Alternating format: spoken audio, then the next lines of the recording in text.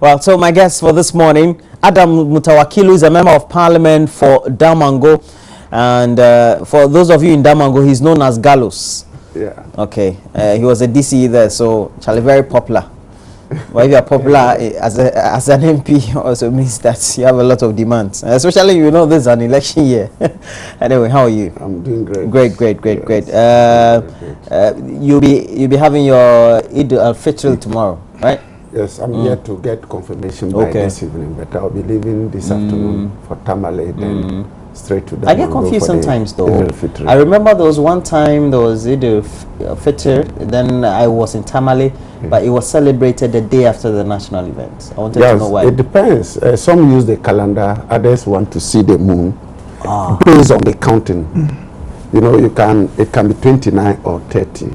So those who want to see it, the moon before, will definitely wait until the 30th day. Okay. But if they cite it on the 29th, then automatically. What if you even cite it on the 28th? No, it's not possible. It should be, you break either 29th or 30th.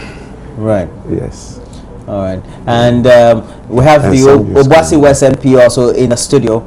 And we all know he speaks a lot on finance and other issues. And predominantly we have the subject of ECG. And now we're told, is it reliefs or subsidies? 300 million, is it dollars? A lot of money, is it? Cedis. Or Ghana cedis. Okay, so we're at least, it means it's manageable, or is it?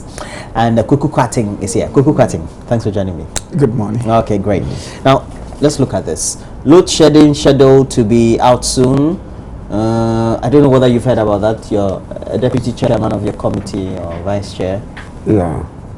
Yeah, thank you very much, and good morning to our cherished viewers, and more especially the good people of Damango constituency. Yeah, I heard it and I made some follow-up, and yeah, we have some fuel challenges. As the deputy minister indicated, the N gas is no more being supplied, and then the fuel we requested and paid for wasn't delivered on time. And even when the fuel is delivered, it goes through a certain processes. It's not like deliver the next day you put it there. So there's some fuel challenge, and you're also aware that the FPSO has some challenge over the period because the turret bearing is having a problem. Because of that, they are not able to produce the capacity they would have produced daily, and therefore it has an impact on the gas supply. So we have those challenges. Because of hydrology, you are very much aware that our hydros, Pong, Bui, and Akosombo are all generated below about 50% of their capacity, and therefore there's this challenge that we face. But it's not certain whether they will be doing so or not. The timetable rolling out is not yet. But sincerely, there's already doing so. Yeah, there is. It's just that after this there'll be a formal announcement that this one will be total blackout. There is doing so, but in this case, it is not load shedding as we go, because it's not planned. Load shedding, they will normally come out with a timetable, whether followed or not, but there will be a timetable indicating that there is a shortfall in generation, and as a result of that, they expect it to take this number of months or this number of weeks, and as a result of that, this is the timetable we want to shed load. So that one is there. Then we have the temporary one where, as a result of supply for maybe today you will not get, then the next day is. That is why the minister indicated that they are studying it at the appropriate time. If there is the need, they will not hide it from Ghanaians. They will come up. Very interesting. I thought it was solved. It was supposed to have been at least ameliorated in many respects. Well, good morning to my constituents too. Look, what Ghanaians know now is that regularly their power supply goes off. Whether we want to call it doomso, whether we want to call it load shedding, the effect is that companies are beginning to feel the pinch, and they have already signaled laying off of workers. A few companies have now said that given what is beginning to happen now, they're going to cut back on production and lay off workers. There are barbers, hairdressers who are now realizing that there's regular power outages. So if it's for us to look at it and to deal with it and forget about the names. I have no doubt in my mind that what we're having is load shedding. Load shedding is when you have enough power to satisfy demand, and therefore you decide to leave a new Achimota, and every other day, in fact, at some point it was every day, sometimes it's every other day. You see clearly that this is load that is being shared by ECG, and therefore I have no doubt in my mind that there's doom. So I think what people are calling for is a program that will make it predictable that now there's doom, so you get it 12 hours off, 12 hours on, or so that people can plan. And that's what people are looking for. I don't think there's my honorable did say that we will not hide it from Ghanaians. Of course, I'm going to hide it from. When I sleep in darkness, I know. So what Ghanaians are calling for right now is that you are doing load shedding, but we need you to announce it so that we can plan. We can plan, and companies can also plan in the long term. But beyond that, what is most depressing is what is beginning to dawn on everybody now, that this government is just incapable of solving this doom. So it's so evident. Look, when this thing started more than 4 years ago, we have moved from one explanation to the other. First, we were told it was an act of God. Then we were told it's some 2 people died. Then reason after, then we were promised by the president himself that close of 2013 it will be over. Then we were promised it will be over. Then we were promised now that we will fix it. We will not manage it as previous government did. As for this government, we will fix it. Then the president comes to parliament and says, I told you I'll fix it, when it appeared that there was some temporary relief. The president said, I told you we'll fix it. Now you yourself can see the results for yourself. And now this. But let me throw this to you. Realistically, looking at all the explanations that have been given, and indeed the reasons why we've had the outages up to now, what realistically could we have done better? You see, when Dr. Baumia made a point that all this business, it's a matter of finance, that our inability to raise money to procure fuel to power our generators was a fundamental problem. And you see how people came at him. Now, it is becoming obvious. We have acquired all the generation plants at very throat-cutting prices, as a result of which we have found the need to escalate fuel utility prices. We have seen all the inefficiencies. We have seen all that. And then we now come back and say, still, is it the capacity problem now? It is a fuel problem. So now, government should be telling us why fuel is available on the international market, but we're having to sleep in darkness. What government could have done different is, one, to look at the waste in the power sector. You can do international competitive bidding to procure a generator. You want to go and do sole sourcing, and then it becomes evident subsequently that it was overpriced. That price has to be passed on. It becomes a burden on the sector. One, the corruption and the wastage in the procurement of power project first has to stop. First point.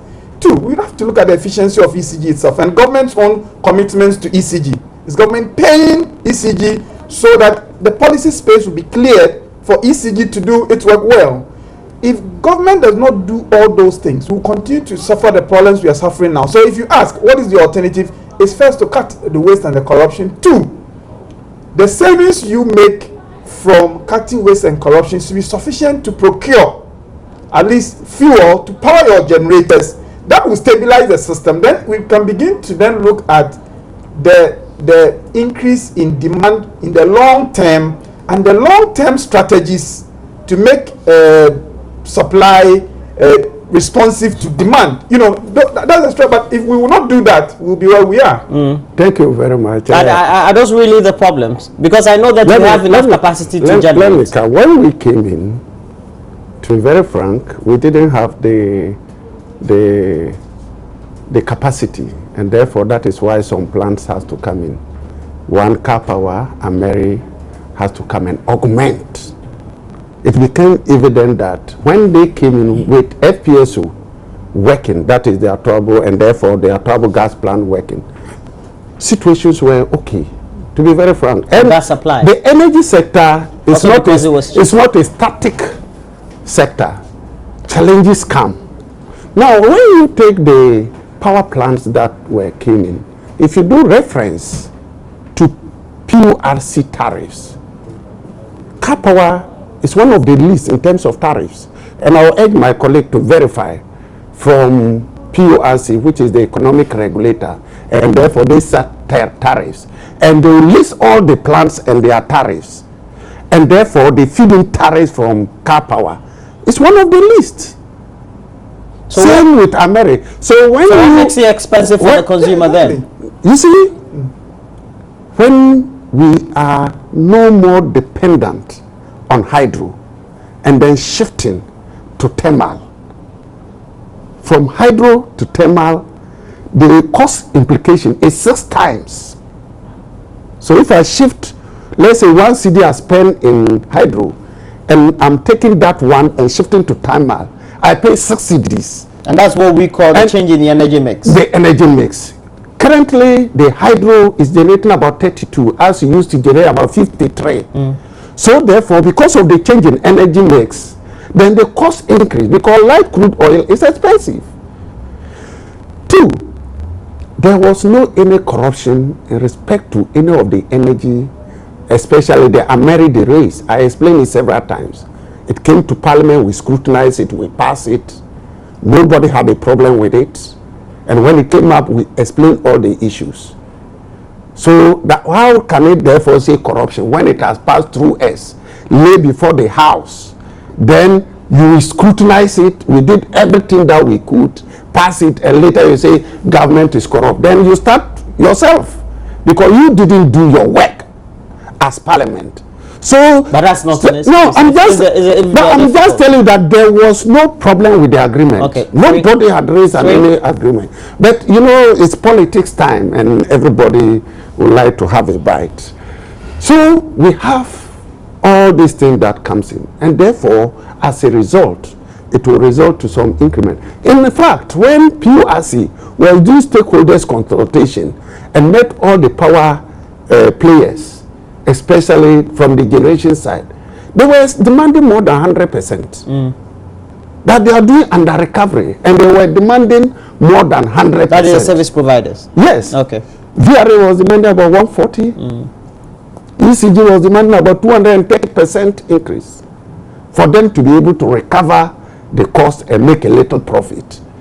So if at the end of the day they are giving 59.2, and now you turn around and say, oh, high tariffs, the government that does it. Go and find out.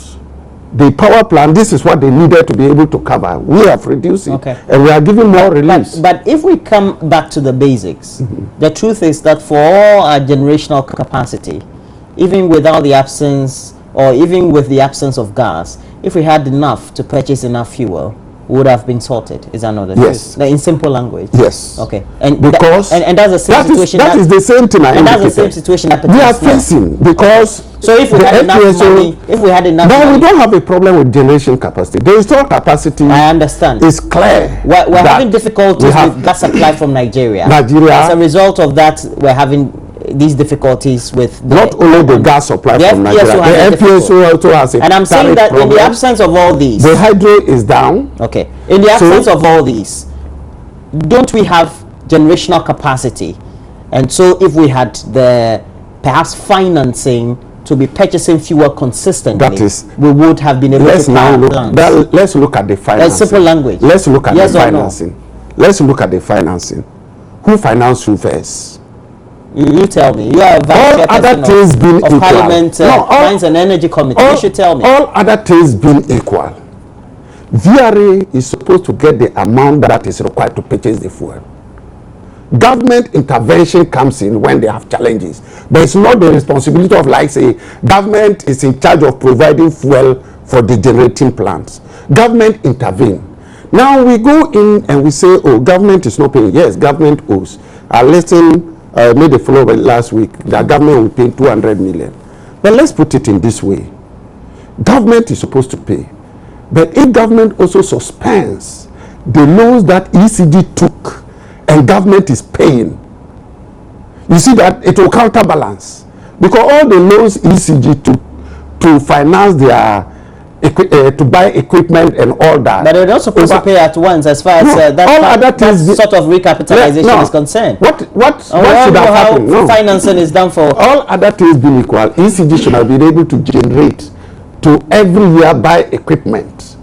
But if they go for a loan and government pays for a loan that ECG has taken and government defaults, I expect government will pay and they are making arrangements to pay.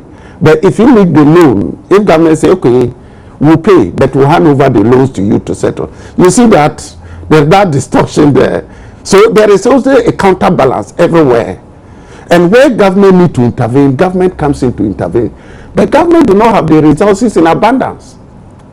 And therefore, it is not every demand government can say, oh, I have the resources, I'm providing. We have to close our discussions on this, but over the last 24 hours, I think the 12-hour period of the news period, we've had the news that government even wants to add or has announced a 300 million Ghana cedi subsidy.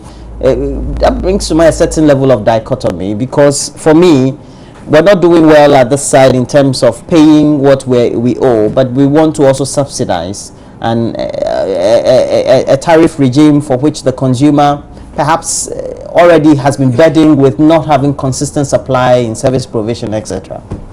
Yes. Okay, I'll respond to that. But honorable, you see this issue about corruption in the energy sector. You've explained that. Quickly. Don't belabor the point. No, just a quick one. The way he brushed this aside, as a country, we cannot be united to fight corruption in our sectors, and we're always going to brush aside. You think that's what he did? That's what he did. And by saying that, you're in, if I can quickly, I'm not. Of course, there are some energy sector projects that are not coming to Parliament. That's the first point. That we have been complaining in Parliament about some of them.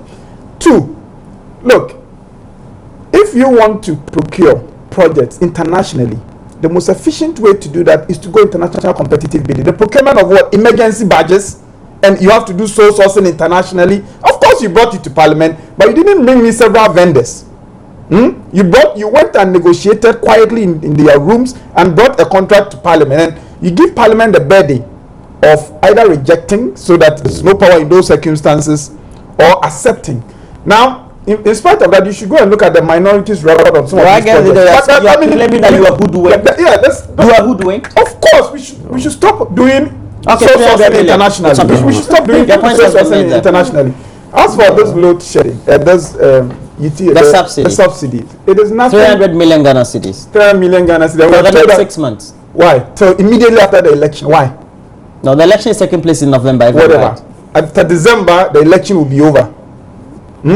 So, and it's not even embarrassing that government can step forward, in spite of all the things my good friend had just said here about the prices in the input material and how we have to pay, and all the arguments is just made.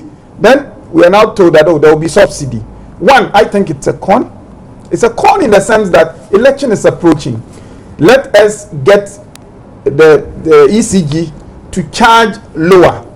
Government is not going to transfer this money to ECG. It's not the first time. I can recount several times in the past where government says that the money never goes. So after the election, after December, then government can say, ECG can say, look, you people should have been paying higher prices in the past. You didn't pay. We are indebted, and therefore you need to pay much higher. So you are saying we're going back to a cycle? It is a postponement of something government intends to do. These high prices, they are out of government policy. And you listen to my good friend, and you see how he justified these high prices. Now you should be asking, if it was possible to do this and it was sustainable, why did we not do it last year? Why did we not? When people started complaining, why did we not do it? Why have we waited till this time? I am saying that one, government will not transfer this money. Two, I think after the election, the ECG will come back and say, yes, you people consume lower and therefore come and pay. But the concluding point I want to make on this, if it was sustainable and it was good management to have the kind of tariff we would have after this subsidy, then the question you want to ask is that the money that should have been used to subsidize in years past, that we were told that that was the price that would make the generator sustainable, where is that money? If it was this possible, then where is that money? What has happened is embarrassing. And what is embarrassing? It's embarrassing for a government to turn a deaf ear to calls for efficiency in the energy sector, to stop the wastage in the energy sector so that we can make savings realistically. Free up ECG. We are owing ECG as government. We're not paying ECG. Then when ECG becomes very difficult to manage because they are indebted because of all these other difficulties, then we come back and we say, ECG, don't charge the prices that we gave you earlier on. We are bringing some subsidy, and that subsidy is never going to come. Okay, if we got from the top of my head, when I saw the news headlines on the various news portals, I was thinking, well, why don't you let us pay the rates and then use this money perhaps to recapitalize or use it to do something better? Yeah, thank you very much. I would like to look at it into, it seems the subsidies have overshadowed the software difficulties. Okay, go ahead. There are two phases. I see. First, there were no software difficulties. No, look, I'm telling you, I have had interaction. And yesterday, PURC issued a statement. Yes, they did. Warning ECG, if they don't implement to the letter their recommendation, they will surcharge them. You think PURC is playing gimmick? No. We have software challenges that had resulted in astronomical increase in tariffs. That one is still being pursued. You mean it's resulted in astronomical increase in bills for consumers? Yes. The billing cycle, the billing cycle had changed. Instead of 28-day cycle, it started from 18 to 43, which put them in different categories. All those ones are still being worked on, and we ensure that they are being worked on and resolved. Car subsidies started long ago, from 2001. I have the opportunity, ECG, during this tariff issue, they took us through.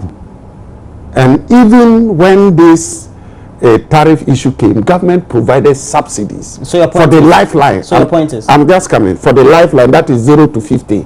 So instead of them paying 59.2, they were paying about percent, they were paying about 45. And as a socially democratic party, yes, people complain. You don't just rush, you investigate. It becomes realistic that some people genuinely, not as a result of the software, are being taxed to the extent that it will drain their income. Then, as a social democratic government, we come in.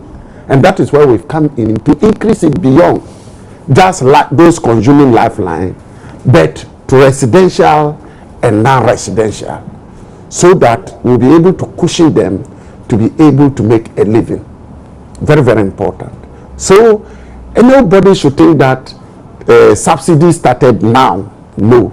Appointment. All government provides subsidies. Pointers. And we'll always make our assessment and find ways of doing it. I listened to the finance, the ECG responding in respect of the subsidies. The subsidies. And they said that there is going to be an arrangement in respect of payment to ECG. What does it mean? Yeah. Who is going to pay? Government will pay. Government will pay. It's on the budget? It was in the budget. You see, 300 million Ghana cedis, not in the budget. Where are you going to get the money from? Don't worry. We worry. We worry. Darkness. We worry. We will pay. Okay. Yes. So what government pays under recovery. It is not in the budget. I'm justifying. The government pays under recovery. You securitize. It's not in the budget. Let me quickly explain. No. When under recovery is developed, then you go and borrow through bonds to come and pay the under recoveries. You've made your point. So if that is what you want to do this time, so we will pay. And once we have said it, we'll settle it. It's not as if there is an election period, so you just want to make sure that we are not like them. There's some level of relief. We are not like them. There's some level of relief. And after the election, we're back to reality. No. The government will always assess the situation and intervene. Definitely. As a committee in Parliament. If it is anything, it shouldn't be 6 months. As a committee in Parliament. We are not like them. Let me come with this. Why should it be like we that? are not like them when they refuse graduate teachers their salaries. And when we go in second round, then they quickly pay them. No, we are not like that. The election, so we are going to lose the election. That's the lesson you learn. No, we are not like them who refuse to reduce fuel salary, fuel price until we go for a second. Who always evaluate and so you are doing 6 months to election. So that's what you are doing. It's not something you can say because of politics. Okay. So we introduce subsidy. We introduce subsidy, but then the level of service is the same. Is that it? It doesn't mean that if we have all conditions precedent or all conditions remaining constant, that's we have it now. You are looking at subsidies to be taken away. No. I'm looking at subsidies, meaning that the consumer is not going to pay the same rates. Yeah, but government pays the difference. At the end of the day, when his bill comes, that's what I'm saying. Government so it will be indicated that, oh, your bill was this, but this one has been taken. The build-up. Yes. Yeah. That's what I'm... The tariff structure build-up will indicate the tariff. All right. You have the units, you have the tariff, we have the energy charge, we have the electricity levy, we have the street lighting levy, then you have what we call capacity charges, then you have the total, then from there you move to the subsidies. Okay, I know this is a very heartwarming, touching issue, so if we want to talk about, we'll talk about it for a long time. No conclusion for you, Mr. Koku Puating. A former national youth organizer of the PNC, and we know that Abu Ramadan is one of the plaintiffs in this very ongoing case, in which the Supreme Court is expected to sit to finally, I guess, make some level of, is it a ruling or provide some better particulars as to how the Electoral Commission needs to deal with the subject of the voters register as far as the NHIS registrants are concerned. Now, the Electoral Commission has provided a list. Abu Ramadan and co. And their lawyers say the list is not authentic, more like a conjecture. It's more as if it was cooked in the kitchen somewhere and brought before the courts. Now, they are currently disputing that very list with some very sane arguments they seem to be making. But it's all if they can prove that in court. Yeah, today they'll be presenting to court the basis for their conclusion that the list is fictitious and we will be paying attention. But I think the point has to be made that the EC and respondents in the past cases made certain remarks that cast doubt on the list that the EC has presented, and that is partly the cause for the suspicion among many people, not just Mr. Ramadan and Mr. Nimakon. I think it is because of the EC's own posture previously. But additionally, I have spoken with the plaintiffs and the applicants, and the point they are making is that they are looking at the form on the basis of which the EC prepared that list, and they're saying that we don't see how the EC could have arrived at this conclusion on the basis of these forms.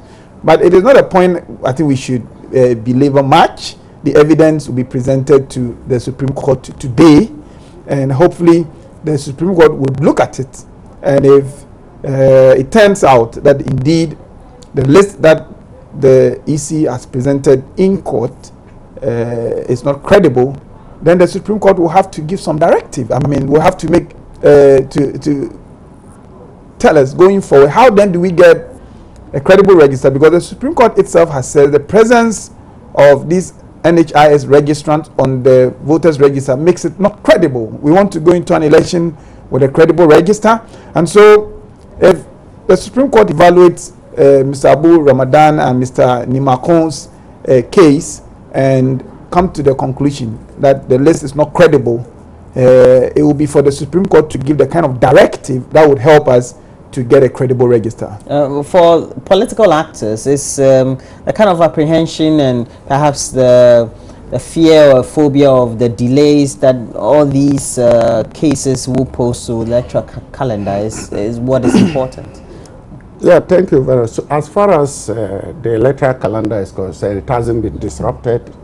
and until the Supreme Court comes up with its judgment, then we'll be able to know what is left to be done. What the way forward is. So for now, we can't say it will disrupt the calendar. But this thing has been going on for some time.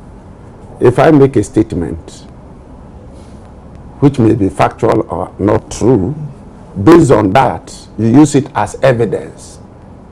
What does that mean? Are you talking about the Attorney General? No, I'm saying that if I say, oh, out of 100 people, 50 register with NHIS, then you rush to court and say, you know that 50 people register with NHIS. Then I come out with 10.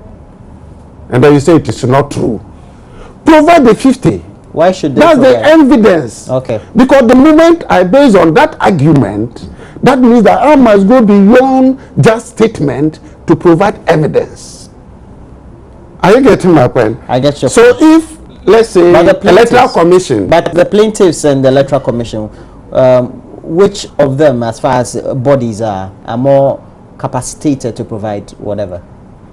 The Electoral Commission. But if you are challenging what I have produced, that means you have the capacity to be proved beyond reasonable doubt. So the understanding I get is you are coming from this very informed point that the Electoral Commission has a capacity. It has provided the names. You are saying no. That is not, even though you have because earlier you said it was majority. But these are being disputed based on certain variables or indices, and we know that, for example, the basis for which that very compilation was made for the 2012 it's from 1A. And on the Form 1, and indeed I've also perused it, we only have a column for national identification. That's the cards that were issued from the National Identification Authority or so. That's the only. There's no indication whether you're using an old voter's ID card or you're using an NHIS card, etc. They are not on the Form 1. I've not actually had the opportunity to critically look at the Form 1. Yeah. I'm okay. But national identification, depending on the design of the software, they can say the national identification could be a passport. So on that side, you should indicate passport. You're doing the interpretation for the Electoral Commission. No, I'm looking at it maybe in designing a software. I could say, instead of making national identification passport, national identification NHI, national identification card, we could provide one national identification, not necessarily indicating whether national identification card, because a passport is a national identification. Well, true. I agree with you. Pass voters register, those who use the old card to register, it's national identification. That is why you can use it anywhere. Quick information. No, if I go to a place, they want my ID.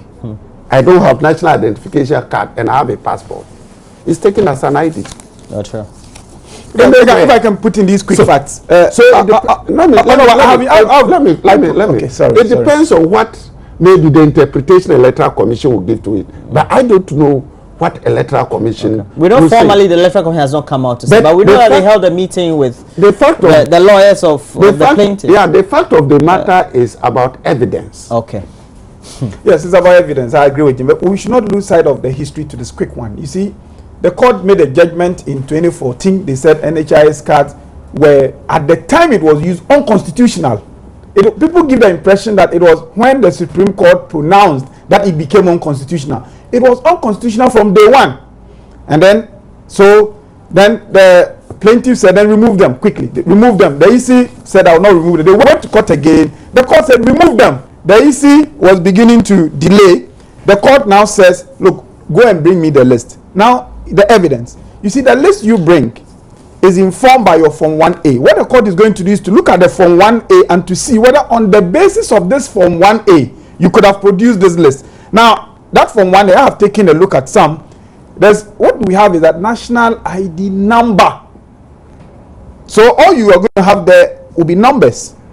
So I don't see how, unless you tell me that, well, maybe you can differentiate one number from the other. Is it not possible? But I don't know we are preempting. I know we are preempting. Sure. Is it not possible, national, and I have looked at the phone, and that's the same thing I saw, that going by what Gallows is saying, national ID number could mean that the national ID you're using and its number. And so the national ID, if it's a passport, the passport number, If it's a driver's license, I don't know. Driver's license was not accepted at the time, but the old voter card number, you just put it there. It could mean that. I have looked at the form. My conclusion is that it is difficult to know on the basis of the Form 1A how this was. But it's not a matter except the Electoral Commission. I want to belabor. I'm saying that the court itself would look at the Form 1A that the EC has submitted and on the and rule whether on the basis of this Form 1A this list can be credible, and that would be the evidence. If that is not, if the, in the opinion of the Supreme Court, that list, you could not have produced the list from the Form 1A, a credible list of NHIS registrants from the Form 1A, you wouldn't need another person to produce what you call the accurate list. The court will not say that. The court expects the EC itself to produce. You see, there are two things.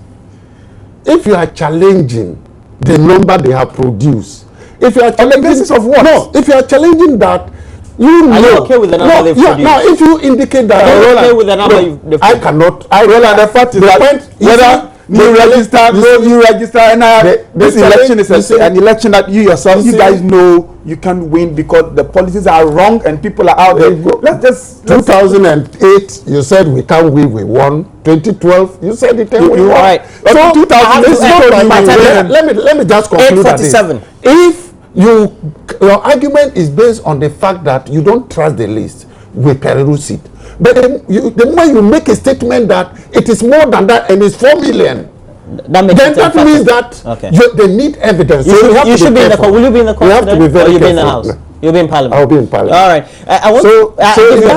I give you a minute. Are you a member of Parliament's Finance Committee? I am, please. Okay. What's this? Parliament has passed the Deposits Protection Bill 2015. We can't discuss it 1 minute. But it's just a bill that says if you deposit your money with a deposit lending institution, like money lending institution, like Roland Microfinance, and you lose your deposits, the microfinance companies will be running an insurance scheme with an agency to be set up by the same law, so that once you lose it, then up to 5,000 Ghana cedis, 6,250. It's now improved to 6,000. Then there might have been an amendment on the floor. Will be paid to you.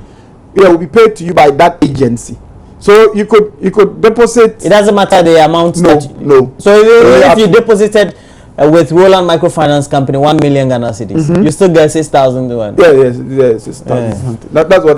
But all this is coming up because the parliamentarians think that Bank of Ghana has not been up and doing. The Bank of Ghana, of course, hasn't been up and doing, and they also complain quietly about interference from government officials and putting pressure on them to allow some of these companies to operate. I thought this one will not be politics. That's us here. I thought this one will not be politics. So there's nothing much. If the Fibroid Diagnosis Center is your ultramodern diagnosis center specializing in the treatment of fibroid, and they have competent and well-trained staff. They will ensure that you undergo the treatment of fibroid without any operation, all under hygienic conditions with the application of modern technologies in their practice. They are located at Okponglo Junction here in Accra and TUC in Kumasi. Please, you want to get in touch with them, very easy for you to do so. These are the numbers: 02431761119 or 02075155623 or 027332754. Diagmed Diagnosis Center.